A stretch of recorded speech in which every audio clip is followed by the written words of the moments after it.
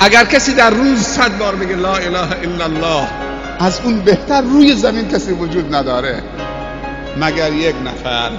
اون یک نفر کسی که همتش بالاتر باشه 101 بار بگه فقط. یعنی قلم دست خودته، به خودت نمره بده، بهترین ایدیا 15 18 20 100. گفته از اون کسی بهتر روی زمین نیست مگر کسی که 101 بار، یک بار همتش بلندتر باشه. بهترین ذکر خدا تلاوت قرآنه. خداوند میگه 2 تا صدا من خیلی دوست دارم که اون رو همیشه بشنوم.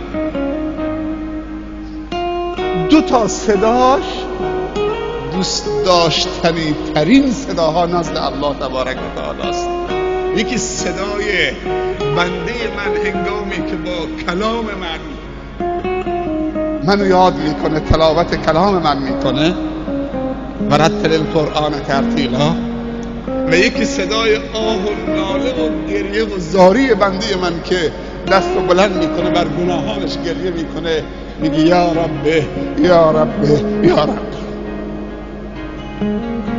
میگه این دومی وقتی دستش بلند میکنه من شرمم میاد که بندم دستش بلند کرده میگه یا رب یا رب یا رب. شرمم میاد که من دستشو صفر و تو خالی بر بگردونم. و این صدا اگر از جوان باشه خیلی زیباتره و خیلی دوست داشتنی تره تا پیر. پیر باید توبه بکنه ولی جوان ابزار گناه در اختیارشه و هنوز به خودش میگه هنوز زوده. وقتی پیر شدم